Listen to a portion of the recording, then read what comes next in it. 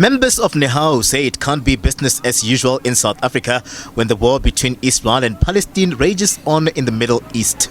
They picketed outside the US Embassy, taking exception with the United States' support of Israel. Had it not been for America doing what it's doing, Israel wouldn't be doing what it's doing to Palestinians. That's why we're here at their doorstep, to tell them to stop arming Israel, to tell them to direct Israel to come to the negotiation table, to tell Israel that peace is needed in Palestine and is needed today. The picket also saw calls for heightened condemnation and Israel consumer boycotts. South Africa is Israel's biggest trading partner in the African continent, with Israel exporting machinery, electronics, food and chemicals to the continent. Yes, we are marching and protesting and we are showing that our discomfort and what we don't like. But it's important that we say to the South African government that it's your chance now to stand on the right side of history and support the people of Palestine wholeheartedly. It's time for us as South Africans, you understand, to understand the atrocities that the Palestinians are feeling and not support any company that's owned by Israelis.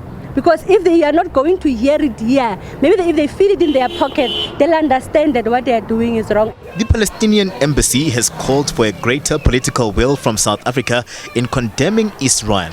We call upon all the political parties, such DA, African Christian Democracy Party, Action SA, Freedom Front Plus, and BA to re-evaluate their policies and position. We believe that political parties should stand in the right side of history. The submitted memorandum was not signed by the US ambassador, a move that saw demonstrators and activists leave the embassy dissatisfied. They've called for more people to join in as they plan to intensify their demonstrations. I am a mother. It is very important to me to stand with the mothers that have lost their children in Palestine, with the families that are being wiped out completely. We've seen this in our own country as South Africans, and people stood up, they fought for it, and we have to. If it's not our voices, whose is it going to be? It's genocide, and we as human beings owe it to the Palestinians to speak up for them. Calls for justice for the people of Palestine and solidarity from all formations, including political parties.